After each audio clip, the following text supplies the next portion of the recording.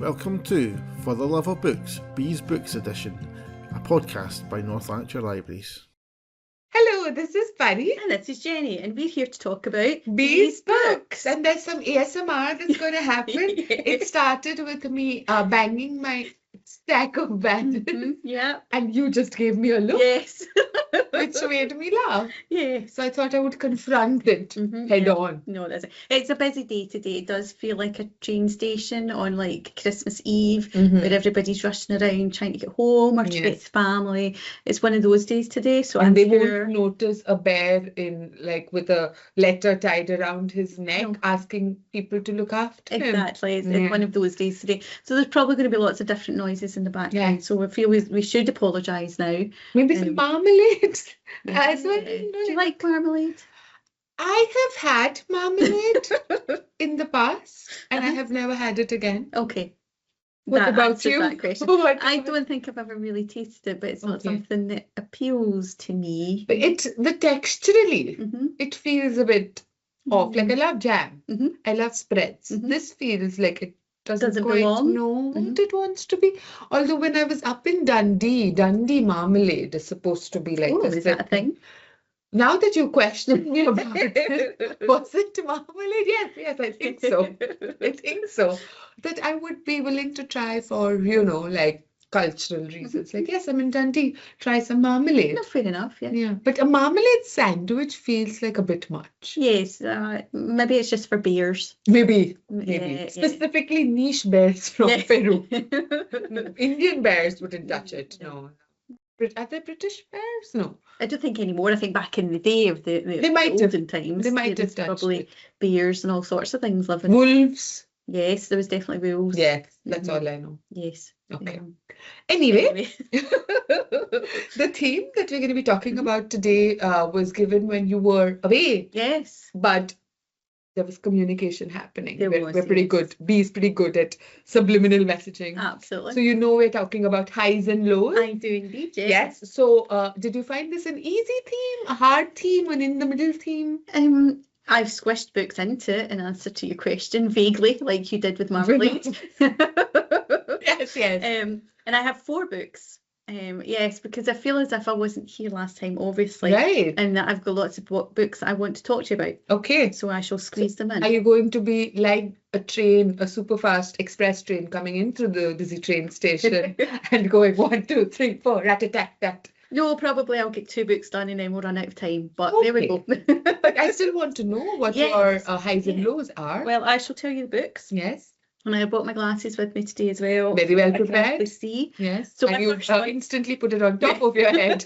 Is Simon Scarrow, Tyrant of Rome. Oh, he's an old friend of the Yes. podcast now. In fact, Oh my God. The Devil in Oxford by Jess Armstrong. I didn't expect an eye staring at me. No, that was quite scary, wasn't It it? was. Yeah. The Skeleton in the Rose Bed by Alice Clare. I see with the 3, they're all very similarly sinister in terms of the Yes. cover and the title. Yes.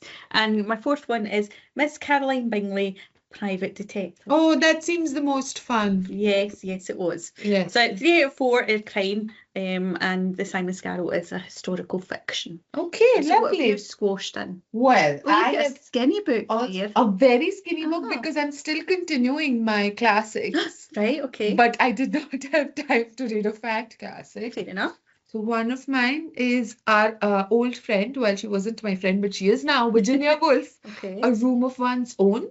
Okay. A very slim little book. I bet the writing's very small though. It because- is, and there's hardly any paragraphs, Jenny. You would goodness. absolutely hate. Look at this. This just goes on forever. Where is she starting? Where is she stopping? One doesn't I mean, know. is there full stops? There I don't is. think so. But That's something. sometimes the sentences go on for like half a page. Okay. So even I thought I would finish it Mhm. like that, and I didn't finish it like that. But it was it's bigger than it looks. It's Okay. bigger on the inside. Very TARDISy in that way.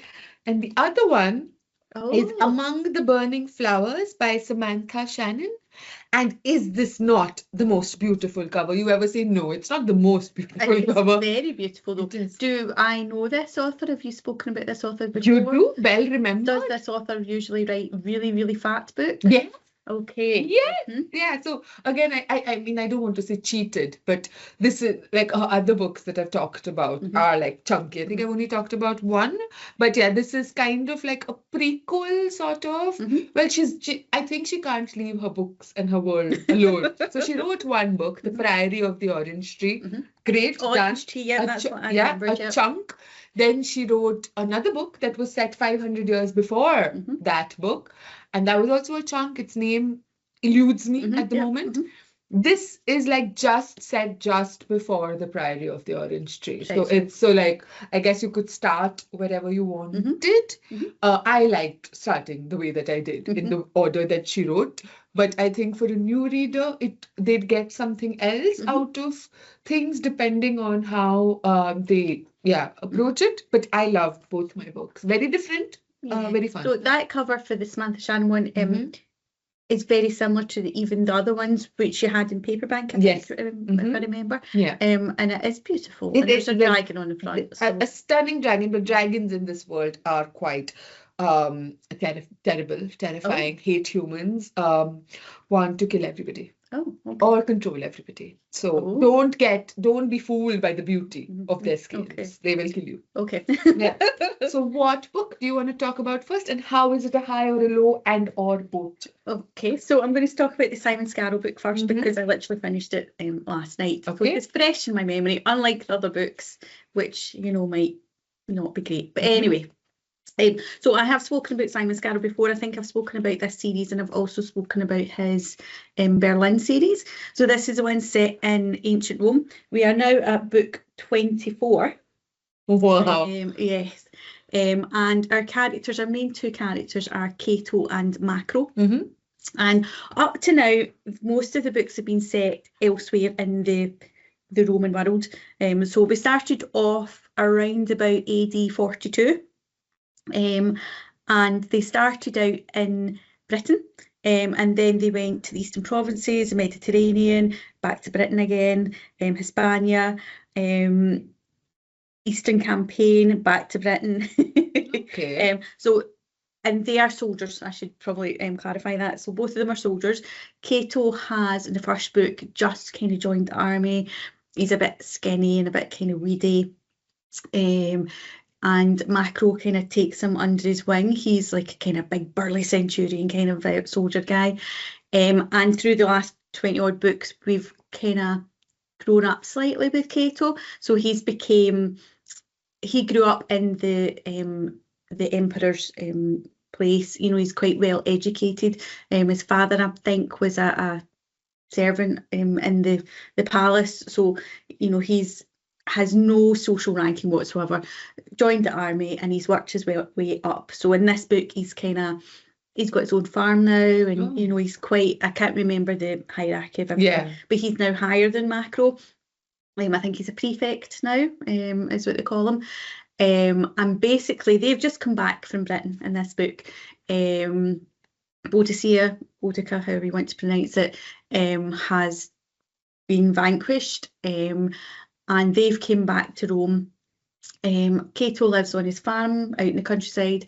Macro and his wife are staying in Cato's house in Rome, and they're just kind of bobbing along. Quite the thing. However, they haven't came back to the army to say that they're back from Britain, if you see what I mean. They've just kind of came back and then, not in a horrible way, right? Not trying to avoid anything, but just want some time. So they're not getting paid, basically. They're not, benefit cheats or anything like that. But they're just wanting to have, they've done all these campaigns, they want some time. And of course, the world doesn't work like that. So this one's set in Rome, and although a couple of the other ones have been, this one very much, and the author does say this, is starting to get into the right politics of Rome at that time. So we are now up to, can't remember what year it is now, AD 62. So 20 years since we first kind of started, and Nero is and he's just kind of in, and these books are great because, as you know, you're learning without thinking that you're learning, and Simon Scarrow does amazing research, and always lets you know who he's like kind of relied on, kind of a thing. And I think most people will probably have vague ideas of, you know, some of the bad ones and some of the ones that were all right and some of the ones that were fictional. And Nero is one of the bad ones.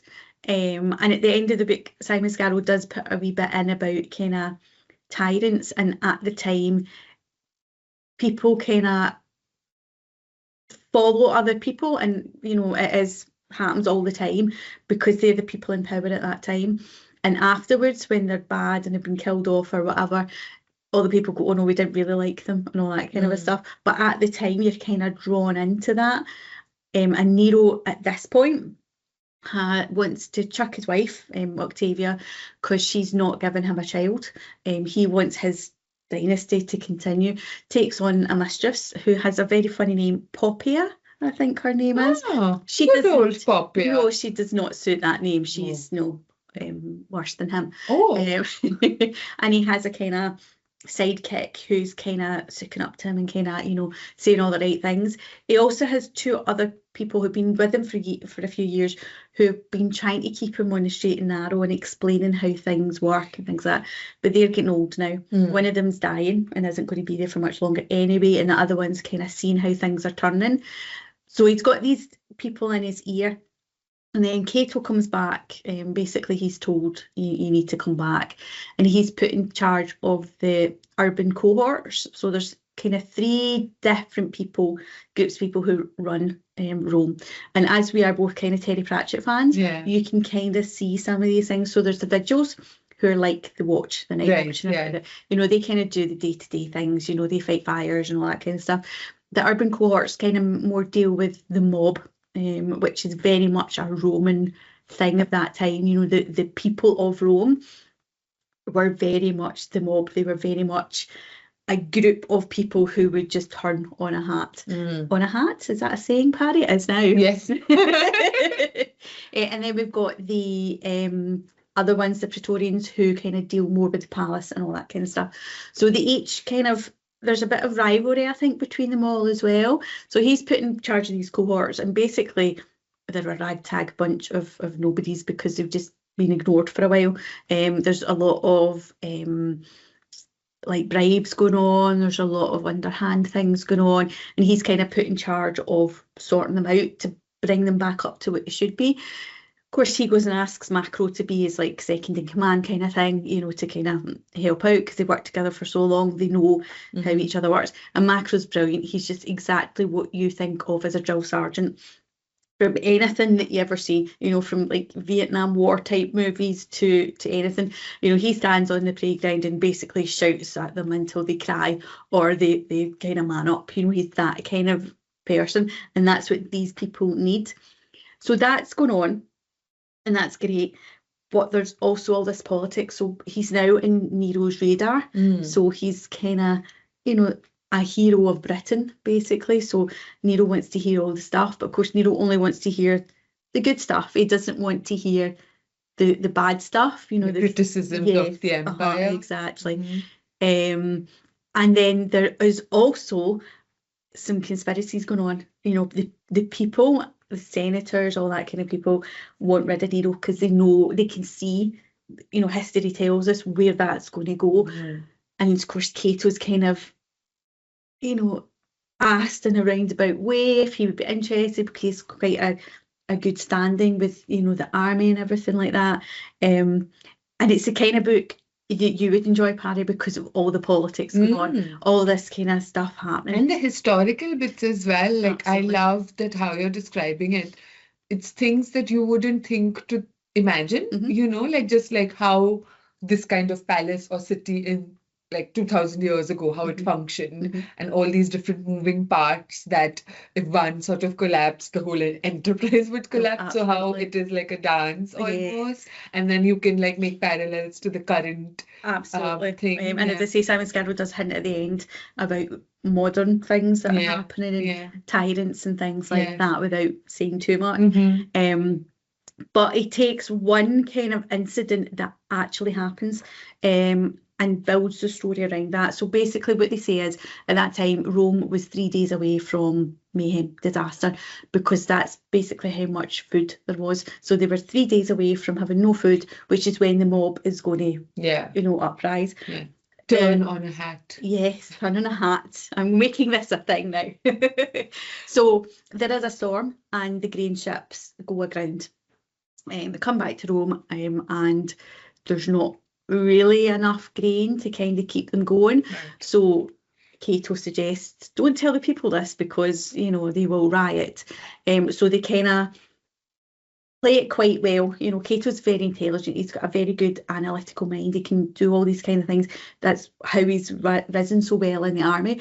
So he kind of says to Nero, if you do this, you do that, it might be okay.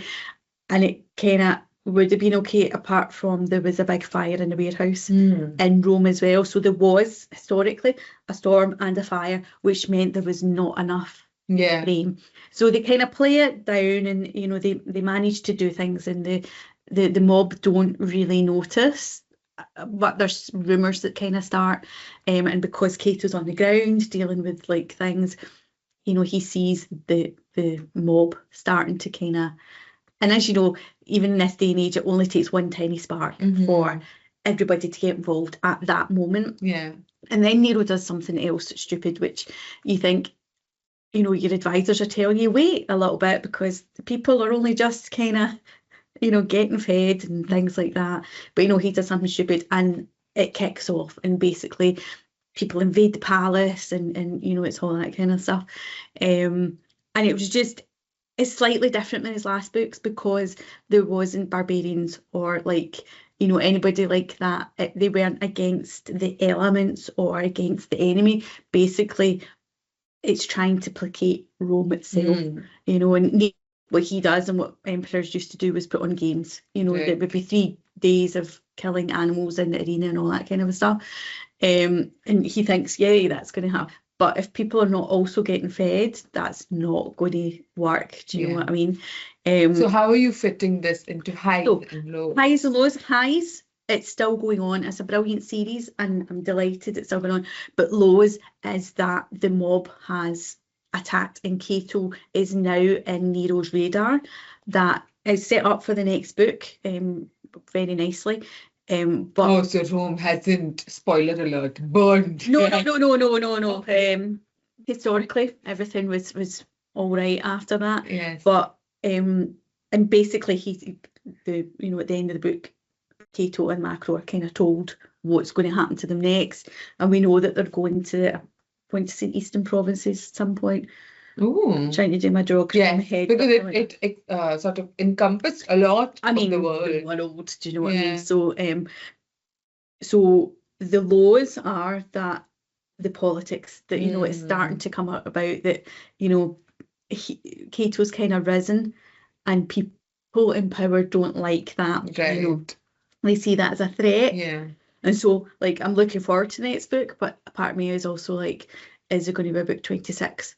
Is 25 the next book going to be? It's the end of the series and all the people you've grown to love and hate. Exactly. Okay, so it has you on tenterhooks. Yes, which I like. Yeah.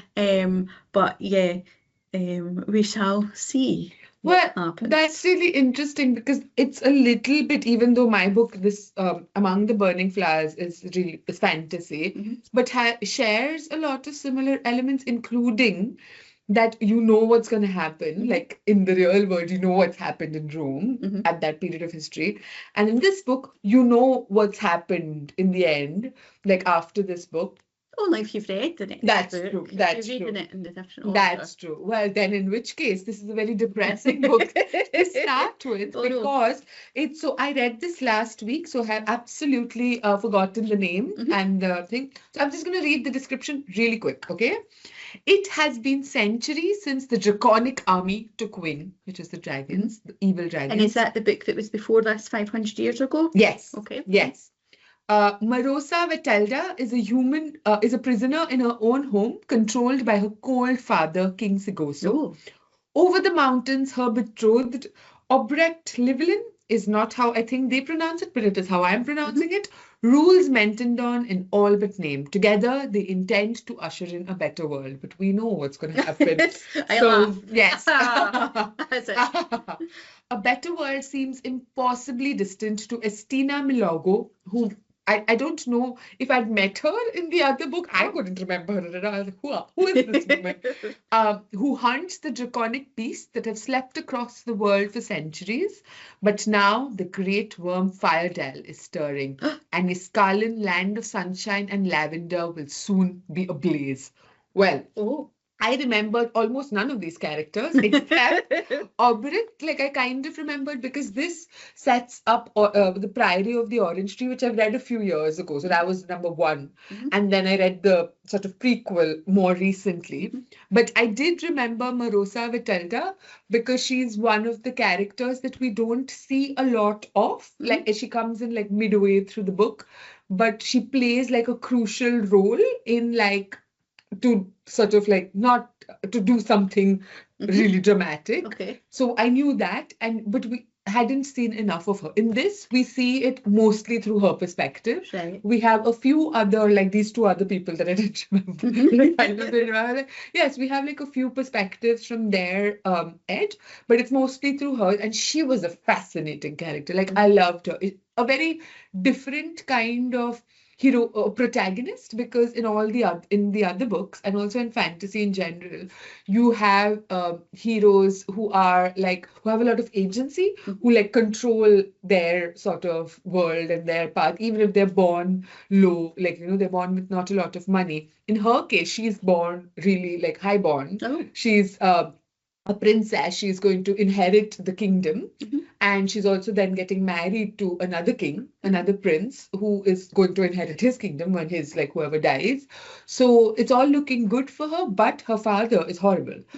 So he has, like, he was horrible to her mother, and she thinks at the beginning of the book that the mother kills herself because, he was so horrible. So she's grown up without her mother and she's really afraid of her father. So she's shut herself off completely. She doesn't express what she really thinks and what she really feels to her father. And she has a plan for a better world, but it is in the strictures of the things she's not allowed to do and the things that she's not allowed to think. So she's like sort of educating herself in secret. She goes to the library and stuff because she's never had, like she used to have a tutor when her mother was still alive. But once her mother died, her father got rid of everybody who was close to her, except for a couple of people. Yeah. And this is sort of the internal politics, a bit like what you were saying, like the internally what's going on and stuff. But then externally, a whole lot of other stuff's going on. So the series, it sort of, even the Priory Tree one alludes to 1,000 years ago. There was, so that was the legend that starts it all. Is this nameless one, that's a sort of suitably sinister name for a dragonish creature who'd come and who'd basically declared war on humanity and wanted to like extinguish the entire human race and make the world like a draconic kingdom. But then there was this one person, the saint, as he is called in a certain religion, came and vanquished him with the help of this other lady, a princess who he sort of won over. And like they got married and things like that, is the story that this one certain religion believes.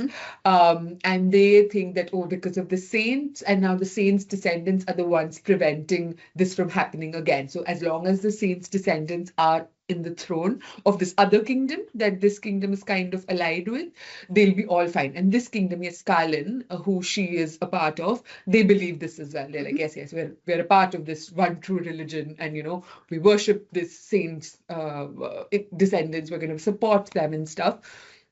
Because if they're taken away, if they're no longer ruling this kingdom, the world ends. But this is just one specific religion. There are other, so throughout the other books, we realize that there are other parts of the world that don't quite think this is true. And in fact, this might even be like totally a lie that was made up by certain people, which like I loved learning about that. This book is not like that. It's very much of really, it's the fall of Yaskalin. Again, I don't know if that's how they pronounce it. It's how I'm pronouncing it. And we know it's fallen. In the first book, we know that it's fallen, and they sort of pledge themselves to the dragon. So they become the draconic kingdom. So all this while they were following the one true religion, the saint, and suddenly they come out and they are like, oh no, now we worship the dragons now. Good luck. So yes, and so they've like broken off from the true faith. And here we see how it came about and what is going on. So it's over the period of like 2 or 3 years. And so yeah, so this is the 1,000 years ago, this legend. Then the book before this was 500 years ago, when this great beast Fairdel, he is the main like sort of lieutenant almost. I don't know military terms, whoever the highest term is below the nameless one. He's woken up and he wakes up 6 of his brethren and sister in a word, like other dragons, and they basically go all over and again want to vanquish humanity and prepare the world for the nameless one to rise again. And so in that book we saw how 2 of the dragons were killed and the other 5 go back like to sleep. Now this is like 500 years after that. So it seems to be in cycles of 500 years, which is quite convenient for us, I guess. So in this one, it starts off with this is all just like legends still, like, you know, the grief of ages, as it was called 500 years ago, was just, it's like in your history book. So it's like, yes, oh, it was so terrible. A bit like, you know, how we think of world wars and stuff. We're like, oh yes, horrible, you know, it won't happen again, but...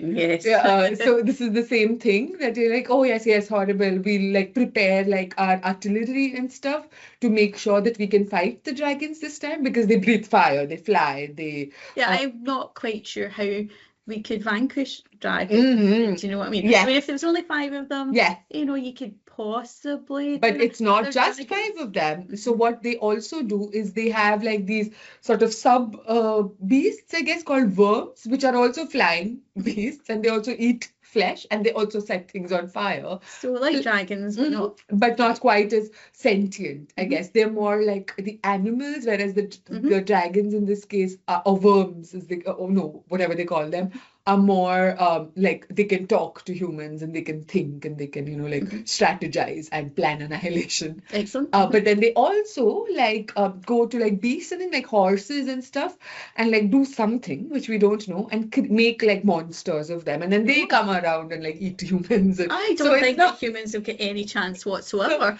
So no matter how much utility they've got. So that's the laws of this book, because it's like it. So we see this, that yes, it's a story, it's like from your history books, but then, you know, there are earthquakes that are becoming a bit more and more violent in the last few months. Like, we've always lived in a kingdom that is full of earthquakes because there's a volcano right next door. Yeah, why wouldn't you build a kingdom right next to a volcano? But yes, and some draconic beasts, these little monster creatures, they seem to be waking up. Which is why like people are being like going and hunting them and stuff and like killing them because they keep coming to the farms and killing the animals or taking them away and stuff. So all these things are stirring, but then suddenly overnight there is Fairdel, who was the main lieutenant, whoever, he is awake. Okay, so he wakes up and he was, lo and behold, living in the this volcano next door for the last 500 years. He was sleeping. Now he's awake, and he this horrible controlling father, he says that you have to send him over to me, or I am going to set your whole kingdom on fire, kill everybody. And how he does this is 2 of his like worms, he sends them out, and to show that everyone that he's serious, he sets a neighborhood on fire. So then I guess this is not an empty threat. You have to come and you have to, if not, it's your kingdom. So first, they decide to try and fool him. So there's like sort of a second cousin, whatever, who looks like the king a little bit, because the king doesn't want to die. No, whatever is going to happen now. So he's like, send him, you know, dress him up and stuff, and we'll see what happens. And a charred body then falls from the skies because Fairdel is like, do you think I'm a fool? Do you think I'm a fool? If you do this again, then he sets another neighborhood on fire through he doesn't really care for human life. So the king goes and then he does something, but basically sort of like almost the king is possessed Oh. by the dragon. So sometimes the dragon can see through the king's eyes. When the king's eyes go orange, you can see through the king's Oh. eyes, but sometimes the king is just the king and just his own horrible self. Mhm. So which is why you see that he said that this is going to be the Draconic Kingdom because Fayardel has made him say that, Mhm. and also wants to almost create this kind of safe space for dragons and for the worms, so that, you know, if they go to war and then they Mhm. want some space to rest and stuff, they can come back here. It's a long-term project. Mhm. 2 years, so not very long. Humanity has about 2 years to go. And then you just see that. So you see her because she's used to living under terror Mhm. in the form of her father.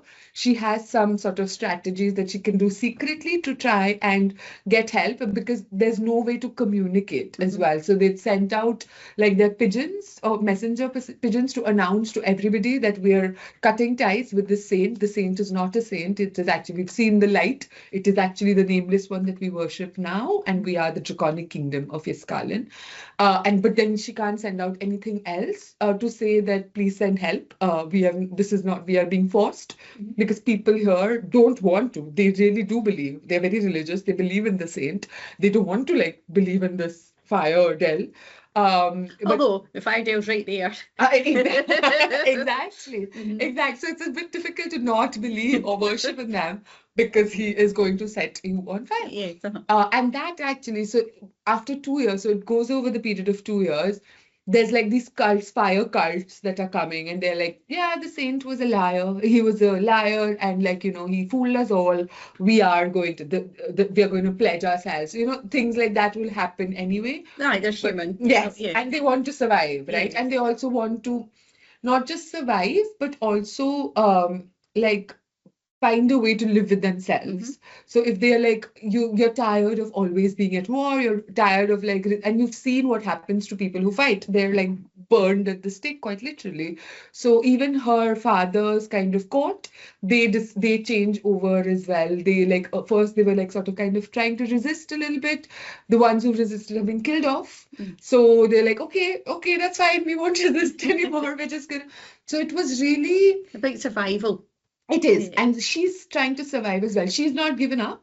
And we know that what happens with her as well in the end, like in the next book. So we know where it is going. But it still doesn't take away from it because she was such an interesting character that I loved seeing the world through her perspective. Because, like I was saying, she's not like a regular heroine, like brash. She's not a Gryffindor. You know, she's not at all a Gryffindor. She's like, she knows that she can't make her plans known.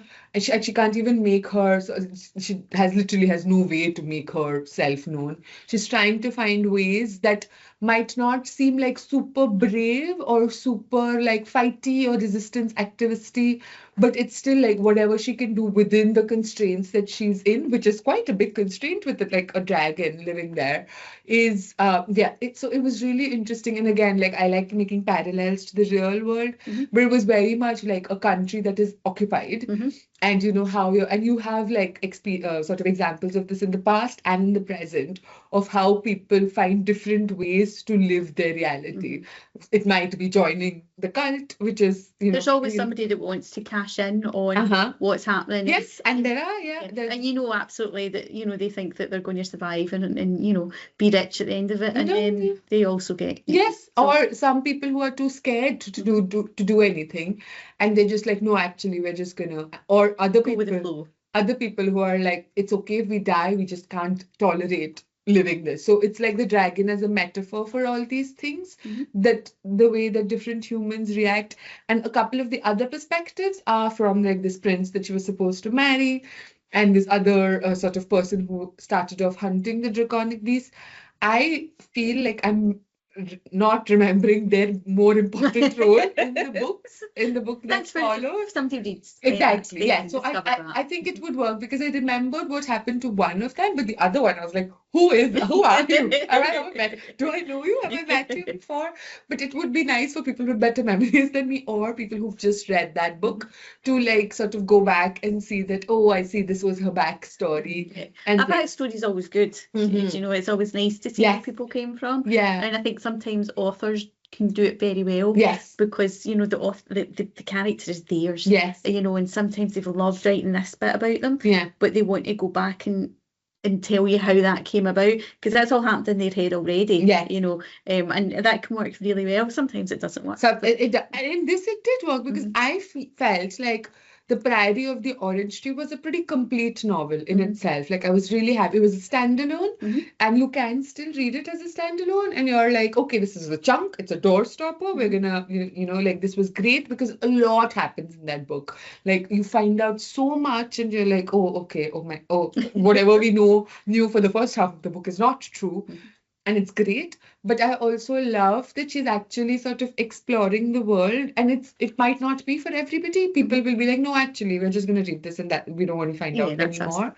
But it was more like a book that was before this, like sort of set up things that happened 500 years in the future.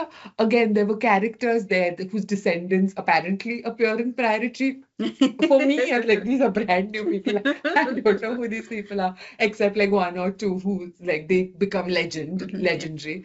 In this as well, like this main character, I'm glad that I remembered her, and I'm glad I know what happens because it's a happier ending than this one was.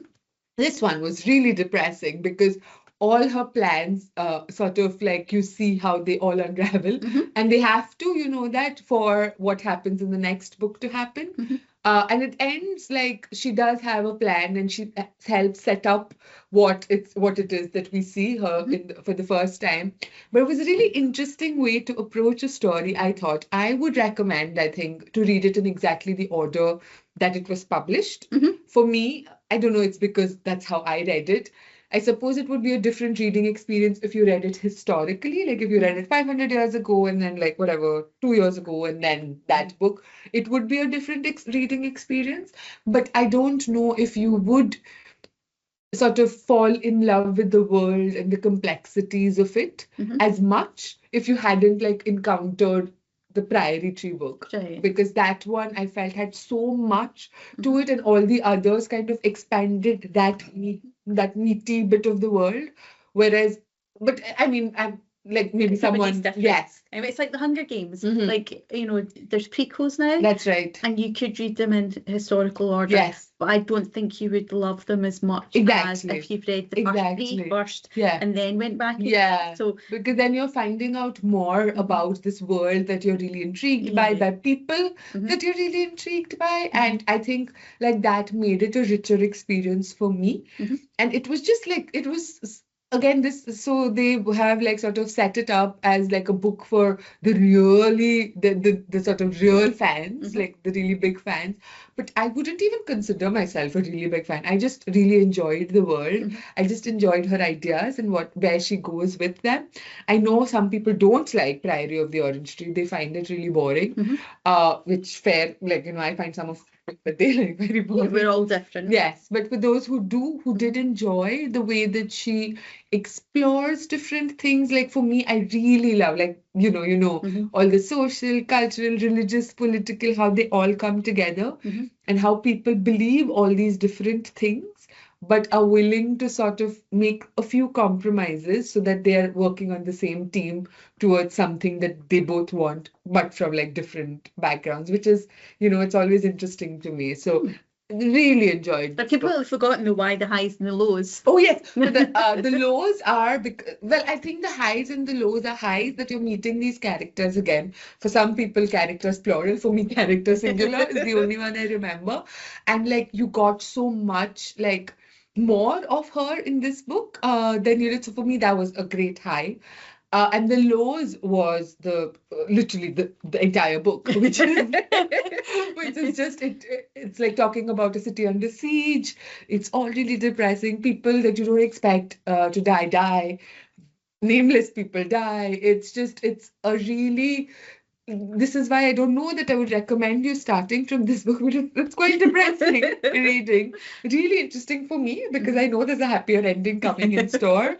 But if you just finished it with this, you're like, oh, humanity is doomed, I guess. The dragons are the climate crisis. We're just along for the ride. We might as well start a climate cult. And maybe like we're on the side of pollution and damage and whatever. But yeah, so highs and lows. And also highs and lows of the dragons, I guess. Yes. They go high, they go low, and they set humans on fire. Excellent. Right, okay. Right, I am going to quickly talk about two of my books, if that's Yes. okay, because they are fairly similar. Yeah. So we've got Alice Clare, The Skeleton in Rosebud. Mhm. So I first started with Alice Clare when she was writing more historical, if that makes sense, like Yeah. further back Yeah. stories. So the Hawkenlie series was kind of set in a nunnery type thing, I want to say. And then the Alphen series was kind of set a while ago in the old Fens down south, British. But these ones are called the World's End Bureau Victorian Mysteries. And it's basically what I just said. So it's Fantastic a title, though. Victorian Yeah. mystery. So it's London, 1882, when the World's End Investigation Bureau, which is quite hard to say out loud actually, has an anxious visit from a trio of elderly siblings. So our heroes, our private detectives, are Lily and Felix, and basically the trio, the old trio, have discovered some bones in the garden, and it's not quite clear what they want the World's End Bureau to discover. They don't really want to show them the bones. They don't really want them to investigate bones as such, but there's lights at the end of the garden, and what they're concerned is that somebody's trying to get to the bones. Right.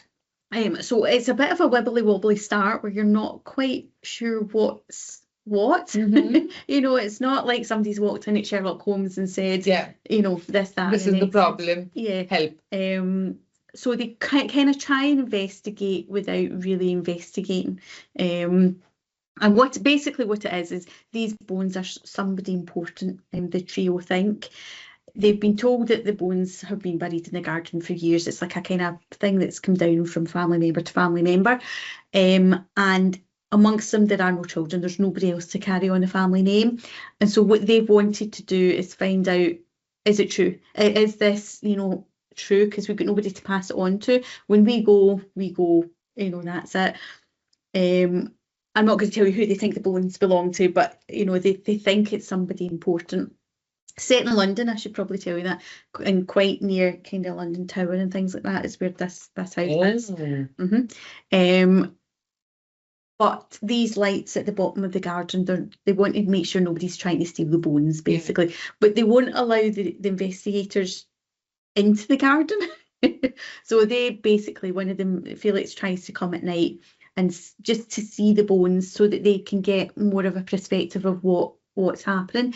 He looks at the bones, discovers a couple of things which I'll not tell you about, but when he's leaving, he gets bonked over the head basically and left for dead.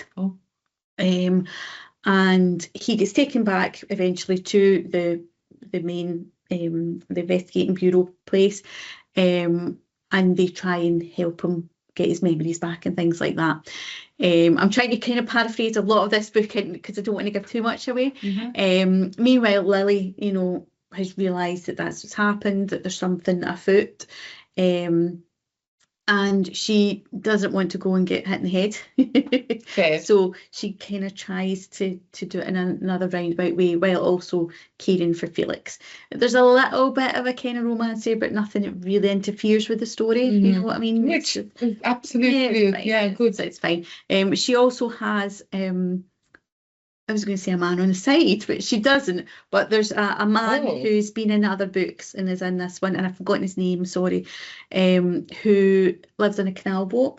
And to me, he kind of, the previous series that were set in the fens and the waterways, it's almost as if he's like this kind of mysterious man from before times. He's not, but in my head, that's what he seems like. He's more kind of, you know, he kind of believes in more like alternative things than other people believe in. He's quite sensitive to things and things like that. And obviously him and Lily are friends, shall we say. And he comes to her and basically says that they're finding body parts in the waterways. So they know that in the waterways, especially around London and all that kind of place, that people fell into the Thames all the time. For various different reasons. They were thrown in by criminals. They fell in by accident. Or on purpose as well. Yes, exactly.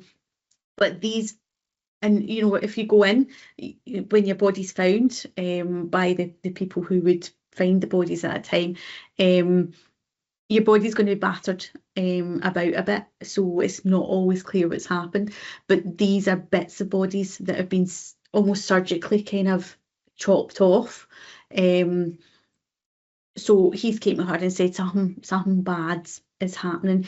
They can kind of sort of narrow down where these bits have came from, because they know about the currents and all that kind of stuff. But basically he's saying to her something bad is happening. And it turns out that the two are sort of related, Right. sort of connected. I don't want to give too much away, but it was, I think it's book 4 maybe in the series. I am enjoying how it's developing. I quite like that era as well, that kind of Victorian London. It's all very kind of smoky and smoggy, and even in the height of summer it feels like it's dark, and that kind of a thing. The two characters, the main characters, are really good, and in this book there's more characters kind of brought in. So Lily owns this house. Part of it is the bureau, part of it is where she lives, but she's now renting out a floor to other people. And for the past few books, they've had this ballet dancer in, and she's horrible. She's horrible. Now, in my head, I don't know about you, but I think of ballet dancers as being very beautiful and very slim and very kind of elegant, graceful. Yeah, she's not. She's quite smelly. She doesn't wash her clothes. On stage she looks fantastic, but when she's not, her life has fallen apart. Yeah, she's quite loud and quite obnoxious. And in the previous book, she's gone for one reason or another. So Lily's now looking for other people. A friend of Felix's recommends these ladies who she does eventually give the place to, and they help as well with Felix on his recuperation. They've got their own story happening as well, which was really interesting, especially of the time, about how their kind of story is and why they're renting the rooms and things like that. And I'm really enjoying the series, and I'm hoping there's going to be more. And I knew that I probably would like them because I liked the previous books. Yeah. And although this is set couple hundred years later, I'm really enjoying it. So the highs is, again, there's another book, but the lows was this was darker than the previous book. So because the body is left, right and centre. Yes, and Felix being left for dead. Yes. And there does come a point when you're kind of on the edge of your seat because somebody discovers something and realises who somebody else is, and it's kind of like, oh wait a minute, this might not go. There might not be another book, kind of. Yeah. And there was a point where I was sitting there kind of, nobody talk to me just now because I need to know what happens next. And I will tell you it's fine. Yes. But the best part of the book was the ending. Oh. And I'm not going to tell you anything about it apart from it ended differently than like previous books. It doesn't end with the main characters. It ends with somebody else. And basically kind of looking slightly to the future. And I will tell Pari what I'm talking about afterwards, but everybody else has to go and read the book first. Well, I might read the book as well. I'm going to tell you. I really want to tell you. But it finished really, really well. So the high for me especially was the ending. That it kind of made you go, oh, right.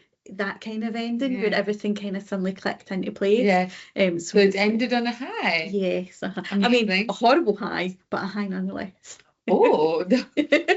And let me intrigue. Yes, my other quick book is The Devil in Oxford. Which the scary eye. It's really, the more I look at the eye, the more scared I am of it. So I just seen the eye when I first looked at this, but it's actually like Egyptian. It's yes, actually got I noticed the Egyptian bit, and I just noticed that it's a red, what's it called? bloodshot, Yes, yes. which So makes it scarier. yes, Jess Armstrong, I've recently started reading her books. These books are set in 1920s. Although they have a feel of them that it could be the same as Alice Clare, it could be earlier than that, apart from like mentions of the war and things like that, the First World War. So Ruby Vaughan is our main character, and she works for a Mr. Owen who is a bookman. He likes his books. He kind of deals in books. The previous books in this series have kind of been about him going on a book hunt or sending her on a book hunt. It's not the main part of the story, but it's quite a nice in, if you know what I mean. Especially for fellow book for people like us. And basically it's Christmas time, and Ruby and Mr. Owen have went to Oxford because basically he knows people in Oxford, there's books in Oxford, he's been asked to give a talk at, the university, all that kind of stuff. So she's thinking this is going to be quite a nice, quiet Christmas holiday. No, Ruby, no, that's not going to, there is murder, there is mayhem. So basically she meets up with some of his antiquarian, I'm not saying that right. Yes, no, that was correct. I mean? Yeah. Doing all these kind of social things, and some of them are quite boring because basically it's old men talking about old books, but really talking about how they used to be people, if you know what I mean. So some of it's quite boring, but she also meets up with her friend who has a name which I can't remember, who, like when the very first page is basically her and her friend sword fighting. They're fencing in a women's only club, which I hope there was at that time. We all know about the gentlemen's clubs. We all know, like throughout, last time you were talking about Phyllis Fogg, the gentlemen's club. I quite like the idea that there's this one gentlewoman's club. Yes, and they get to do fencing in the basement and sit and read the papers and smoke their cigarettes and that kind of stuff. And again, that feel of it felt as if it was older than the 20s. Because I had to keep reminding myself it was the 20s, if you know what I mean. Because every now and again they would talk about a motor car, and there would be more motor cars on the road than there would have been in and you'd be like, okay, right, okay. Which was fine. It wasn't as if I was reading it because it was the 1920s, so it was fine. But her friend basically works for a museum, works for this person, and there's a bit of mystery there. They discover there's a bit of a mystery, and basically she works in a bookshop, but she gets to solve mysteries and in this case murder. So they go to this big opening, and this is around about the time of why there's Egyptian things on the front. The Egyptian tombs were being opened, and the discovery. Yes, all that kind of stuff. And Sources. My last book also was about that. And basically they go to this thing, and a body is discovered. It's like a kind of, I quite like this and I wish this had been developed more. It's not like one of the big museums and it's all very like, we know now it wasn't, but it was all very official and all very, this was kind of like almost like a sideshow museum. So it was kind of like, almost like the Greatest Showman kind of thing. And they used to do that as well, like just people as well, which sounds horrible now. Yeah, exactly. Like, people who had like deformities or who looked different, they'd like take around and tour as museum exhibits. Yeah, but this was more kind of still taking on the Egyptian stuff, but it was kind of, and I wish, that's the only thing I would say, that was maybe my low, that I would have liked that to have been, because I didn't know about that of that time. I would have liked that to been developed slightly. But basically, yes, it's a murder mystery book set in the 20s and there's this kind of stuff going on. But again, I enjoy that. I enjoy the kind of the proper historical stuff that's going on in the background while this is happening. They kind of mention things and digs and things like that and the big museums and what was happening there while this other stuff's going. One of the highs is that one of the characters that's been in the other books, Ruin, from Cornwall, he is, I can't remember, peddler, I think they call him. He's basically like a witch almost. He does, again, all the kind of alternative things, a bit like the Waterman and things, and him and Ruby have a connection. There is romance going on there. You can tell that there's going to be romance there. But at first you thought he wasn't going to be in this, that he was just, you know, because the last book they kind of left that, you know, yeah, I'm done. I'm away to do my stuff and that's it. So you thought, oh no, but he does for those fans, he does appear in it, and helps out, and you know the relationship develops again. But yeah, also learn a wee bit more about him. So again, I'd forgotten that we're in the 20s. We've just finished the First World War, and he is of the age where he did go and fight. And when he's in Oxford, he's there visiting the father of a friend who was in the army with him who didn't come back. Right. And basically, you know, he's talking to the father about the son, and kind of bringing up good memories and things like that. And, you know, it's quite nice that he's doing that. And, you know, there must have been a lot of people at the time who had good friends and, you know, families and things like that. So that was kind of like a side thing. But again, I had to keep reminding myself that it was 1922 and that's what they were talking about. Yeah. Not some like Crimean War. I don't know No, what this whole exactly. time. And you know, but see if you took out 1922 and some of the motor cars, it could be, if you know what I mean. And that's why I like these, especially the ones that were set kind of in Cornwall or, you know, further away. That it was that kind of world where, you know, there was just you know, the rest of the world was getting on with itself, but you were doing your own thing. I'm not explaining that right, but I can see you're nodding. And it's like a sort of a bubble of time that's away from what's going on. So like just a corner just to themselves. Exactly. But this is kind of bringing more of the real world that's actually going on into it. There's not a huge amount about the Egyptian side of it. That's just, you know, a tool for the kind of murder that's happening and what's happening. But yes, I'm enjoying the series, and again, like the Alice Clare ones, I'm hoping it's going to go forward. She's a very good writer as well, Jess Armstrong. She does draw you in, and although I'm kind of making it out as if she doesn't describe things properly and you could be in space for all you know, she does describe it well. It's just I kept having to remind myself as we were going along. Despite you. Yes, despite me. She does it very well. And Ruby is a very cool character. She's very much like a kind of hero, you know. She's very much like gung-ho. She is a Gryffindor. To defend her. Like she's very much wanting to get on with things and do things, and sometimes it's like, hold on a minute. I mean, Gryffindors for sure. Like you need like a Ravenclaw or something or a Hufflepuff to be like kind of bring you back a wee bit. You know, she's all very much for like, as I said, the first couple of pages is in the club, and a man comes into the club, and it's like as if a woman had went into a gentleman's club. It's like, there is a man. How dare there be a man? And it's a man that she knows, it's her lawyer, basically, looking for her. And she eventually jumps out the window to escape him. You know, she's very much that kind of a person. I would get along with her, I think. Yes, I think you would. But yes. Well, she sounds very fun. I think I do want to meet her fictionally, if not really. So this book is also set in the 20s, but it is Guinea book. Yes, A Room of One's Own. Have you read any Virginia Woolf? I have not. I have been scared of Virginia Woolf a little bit because I've heard that she writes, like she's a really good writer and stuff. She's written like things that other people that I've read have talked about. And she is like one of the canonical writers, right? Like in British literature, like classic. This is not fiction. This is non-fiction. Oh. So yes. So I wouldn't expect that. So yes. A non-fiction classic. Yes, that a non-fiction in my classic. head doesn't work. So it's actually almost 100 years old. Oh. So it's lived this long away. And also it felt the most accessible Virginia Woolf to me. So basically in 1928, she was invited to Cambridge, the University of Cambridge, to give a lecture. Oh, she might have met Ruby at one point. She might have, yeah. So when you were saying those things, and especially about the gentlewomen's clubs and stuff, I was like, yeah, Virginia would have liked that if it didn't exist.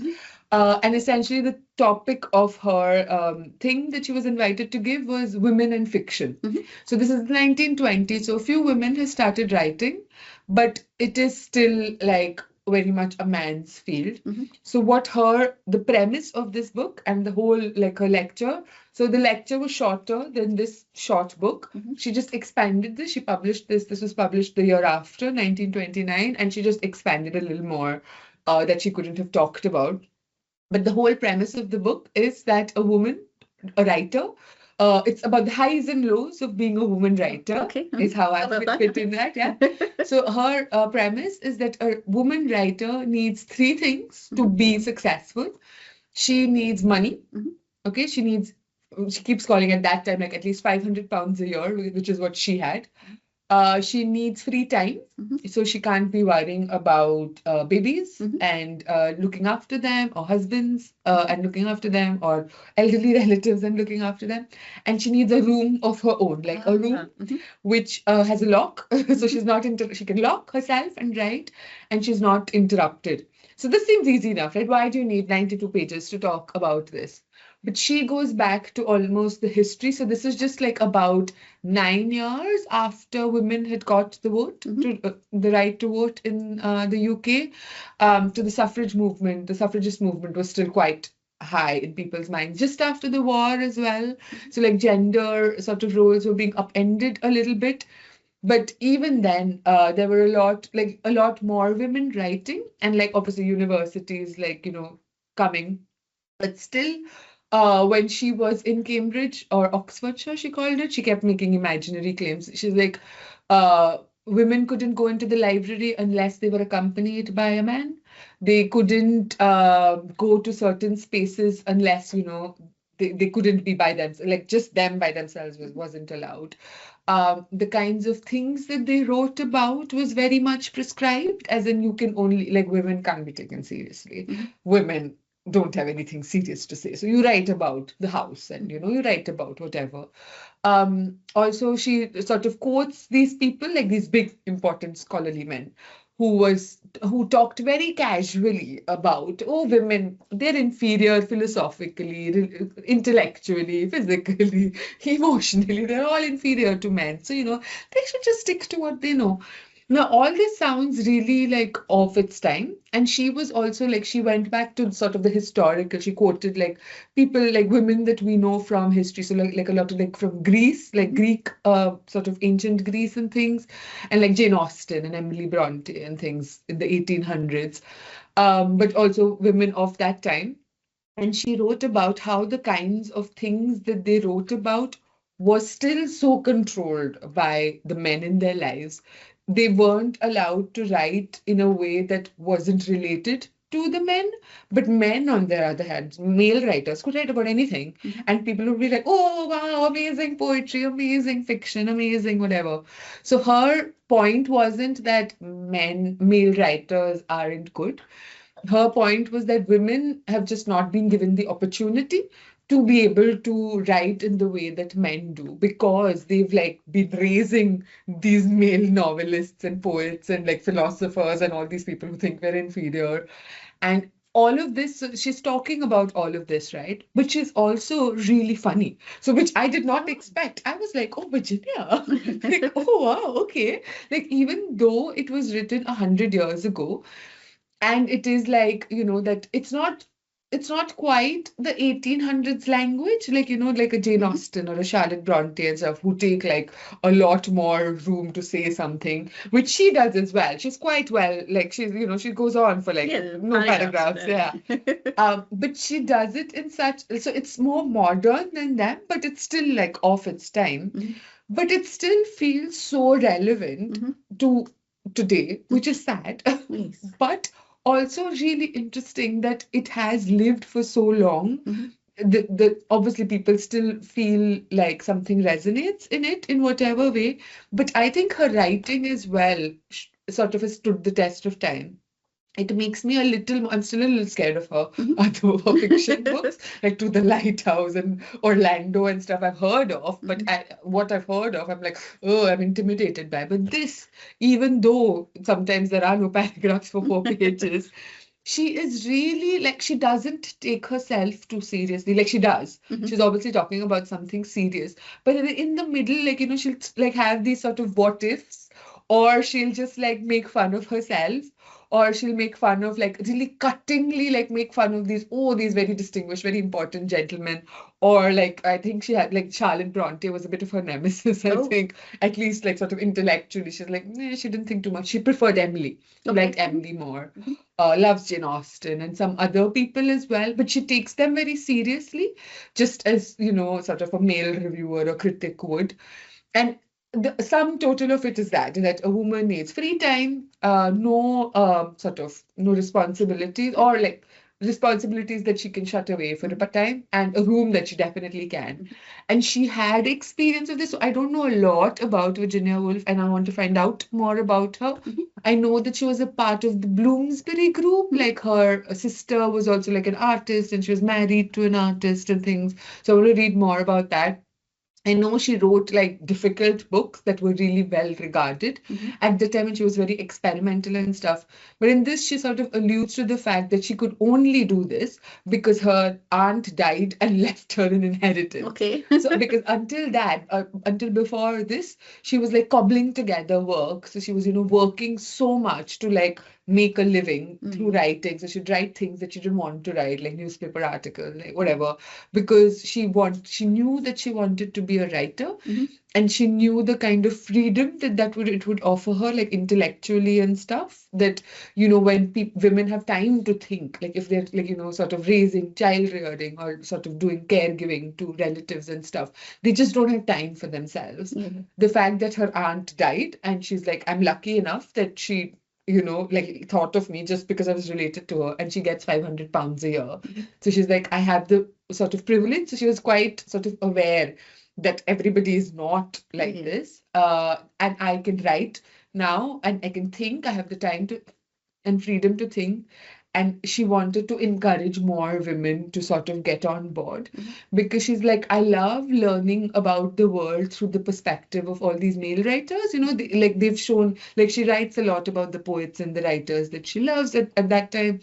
And she's like, I've learned to look at the world so like sort of differently. But what is missing in that is there are so many things that women like look at differently, but we've just not had a chance, because either they're writing against men, they're so frustrated by their kind of lives that they're like, oh, or they're writing in those small prescribed ways that they're supposed to write. They're not just writing for themselves about whatever they want and whatever they care about. And this was her kind of like invitation to the students in Cambridge that she was talking to, that, you like find a way to make this happen and to make your world like sort of bigger, because it's not just good for like, literature, it's good for you, like this sort of ability to think and imagine and look at the world differently. But also, with all this work that we're doing now, we might not see the results of it in our lifetime, but maybe 100 years from now, maybe like 200 years from now, all the work that we've done, just like what work 100 years ago, 200 years ago, women did, have allowed us to do this. What we don't know what like 100 years ago, after now, women will be able to do, which like we see now that, we stand on the sort of shoulders of like all these women who came before us. But also it was, again, the highs and lows of being a woman, right? I feel like it was like we've come so far now. Like all the books, I think most of the books, well, at least, most All of the but one. books, All but one. yes, we've talked about by women, and they are writing the kinds of things that we want to read. But I still think, like in terms of the kinds of literature that's taken seriously, like a lot of men won't even like even glance at a book written by a woman. They have to like have a man's name to be taken seriously, or the kinds of subjects as well that women are seem to be experts at. And it's changing, obviously. It's changing. There's always room for improvement. There's always, and there always will be, I think. There'll always be something that, because there are still men who think women are inferior. There are still men who think that, women should, like, maybe not. Maybe should just look. And it's becoming slightly louder in some areas where it wasn't like that before. And in some areas where, like, for example, I come from India, where a lot of men do think like that. So what she was talking about, like, 100 years ago, I was like, yeah, I know quite a few men who would still, and quite a few women as well who would still. And that's the thing, it's not just, No. which is scary, I think. Yes. That some women not allow this to happen, but think along the same lines. Yes, yeah. But going back to the first book that I talked about, it's about like survival, right? Yeah. It's like they've joined the cult of the dragon because they're like, this is what's getting me closest to power, and this is how I will like be the safest or the most like powerful within this minority. But we know where that thinking leads you. But yeah, for its age, I am so surprised at how I shouldn't be. This sounds very kind of patronizing, but obviously she's lived up to for so long because her writing is really witty. It's really clever. It's sometimes it meanders on, but I didn't mind. It was almost like sometimes she goes in all these random directions and you're like, oh, what's going on? But if you're just following your curiosity, and like I was curious about her, and you trust the sort of guide almost, it's almost like she's taking you a tour of her brain and of all her libraries and things, and you're just like going on this really like longer than expected tour, because I thought I would be done with this so quickly, but it was still nice to like take these kind of diversionary paths, and like we knew where we were going, so we came to the end, but we took the scenic route. Excellent. That was quite nice. I would love it if Virginia Woolf could have read your book there. Yeah. Because I think that would have,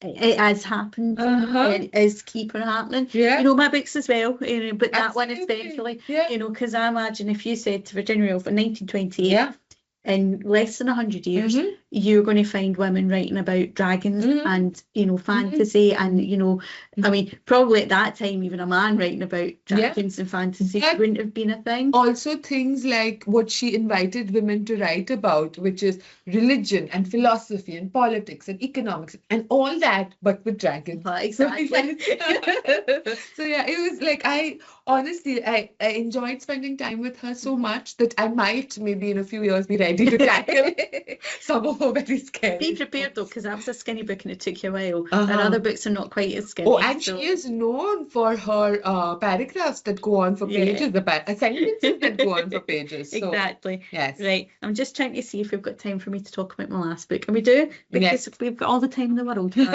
Well, not all the time in the world, but there you go. So my last book, I'm chuckling to myself because you were talking about Jane Austen. So Miss Caroline Bingley, Private Detective by Kelly Gardner and Sharmeen Kumar. Absolutely. It's fantastic, Pari. There are no lows. Amazing. Basically, Caroline Bingley is a side character in a Jane Austen. She was in Pride and Prejudice. Yes. She was Charles's sister. She was not in the story for very long, whether you've seen it on screen or whether you've read the book. But she was very much I'm going to use lots of words here, kind of pompous, proud, kind of just, typical of what especially Pride and Prejudice was about. She expected to marry Mr. Darcy, then other people came along and spoiled it for her. And basically this is about her, what happens next. So I can't remember how long it is after the wedding, 2 years after the events of Pride and Prejudice. Basically she's realised that Mr. Darcy's somebody else's, and at the moment she's staying at her brother's country estate. Obviously Charles and Jane have recently got married as well. They're all bubbly and lovey, and I think there might be a bump in the horizon as well, as in a baby bump. And she kind of feels like a third wheel, and she is having to make her way in the world now. She's basically had it in her head. She was going to be Mrs. Darcy. She would be in charge of Pemberley, I think it was called. She was that was her future, and that's not happened. So she's having to change basically. And at the beginning, she's sitting there basically thinking, I don't want to go on another walk around the estate, it's very nice as it is, I want something else. And then all of a sudden she gets a letter from Darcy's younger sister, and the people who know Pride and Prejudice, Georgiana, basically writes to her and says, I'm off to London because my maid's disappeared, cover for me, but in a kind of more, nicer way than that. And Caroline thinks, oh, wait a minute, that's, you're a young girl, I can't remember how old she is, but you're a young girl in London, at that time, on your own, that's not happening. And if you've read Pride and Prejudice, Georgiana has already had a wiggle. So she goes to London to find Georgiana, to find the maid, and basically comes across her very quickly because she's just went to a friend's house, of the family. The friend's, not sure what's happening because she wasn't invited and she wasn't told that she was coming, and she's just turned up, and basically to stop a scandal, because Caroline knows that could be a scandal at that time. Young girl on her own in London, even staying with friends, who didn't know she was coming. Without supervision. Exactly. So she goes, takes her back to her London house, and basically they set off on an adventure to find the maid. And I very much enjoyed this book. It's fun. It's not to be taken as seriously as, say, a Jane Austen. It's not Jane Austen, although Jane Austen can be fun. Yeah. It's not a Jane Austen, but the authors are very much big Jane Austen fans. I believe, and I might be telling complete lies here, but I believe they're both from Australia. Okay. And they're very much, there's fan clubs and things like that they're in charge of. They're very much, and you can tell because they bring that all to the book. They bring that all to the story, that kind of world, that kind of, especially Pride and Prejudice, that kind of, them and us, there's different, very much separated hierarchies in society and things like that, and Caroline knows her place, Georgiana knows her place, Caroline knows where the maid's place should be, and that kind of a thing. Why would you go running off to search for a maid because it's just a maid and she's probably just ran off with the footman, and that kind of a thing. And it's fascinating to see Caroline's journey, because she starts off like that, very much like, I will just go into these streets in London and I will just chap on doors and they will answer to me because I am, and that's not how world works. You might go into these streets in London, but the wheels of your carriage will get stolen, or somebody will like bump into you and you get your pocket picked. And she's kind of learning the other side, and seeing the world from this other side. Amongst it all, there's the East India Company, which again at that time was different as how we view it now, but the authors have kind of done it quite sympathetically, and they know that even at that time there was people going, oh wait a minute, slavery's not a good thing. We can do this without actually doing that. It might cost us a wee bit more in the short term, but in the long term it's morally right. And it's like what's ethical. So there's that kind of thing happening in the background as well. The maid, who I want to say is called Gianni. It tells me she's called Gianni, but she's known as Jade. So she's come from India, and she's been put to work as a maid. And basically you find out her brother has, so basically Caroline's chasing after Georgiana, who's chasing after Jade, they call her, who's chasing after her brother. And it's kind of like, and there's a murder somewhere along that line.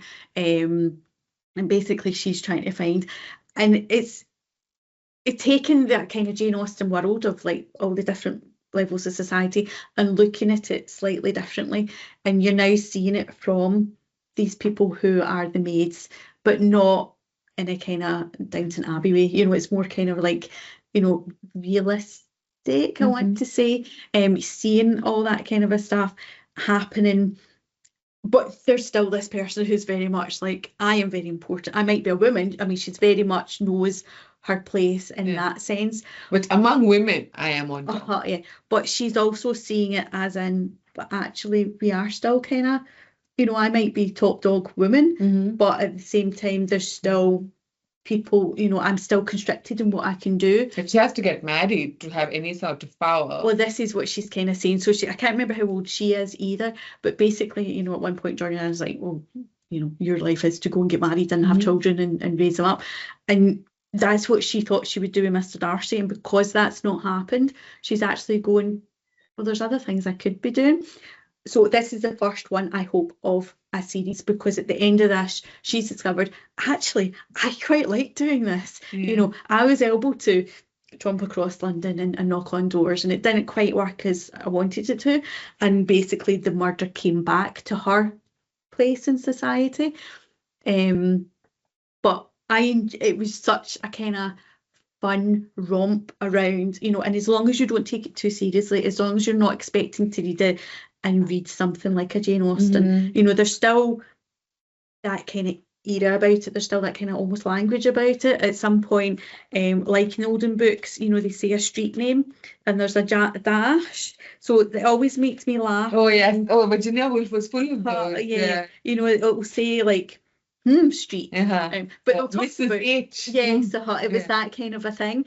There's still that in it, so you still feel as if you are reading something that could have been written a few hundred years ago, but at the same time they don't make it modern, they don't put a modern twist on it as such, but like any of the books that we've talked about today, you can see modern things happening, but the references to things that happened then, you can refer them to things that are happening now. You described it much better than that earlier, Pari, but that's the thing, what you were saying about you wish Virginia Woolf could have read this. I think even with this book, like even though it's set at that time predating Virginia Woolf, the kinds of things that it's exploring, her point was that women wouldn't have been able to explore at that time because their minds weren't allowed to, like, either by the men in their lives or by their own sort of position in society, in a way that encompassed, like, looked at all these and then even gave them room to put it into writing. So this fun rom that, she would have been like, oh yeah, this great, this sounds fantastic. And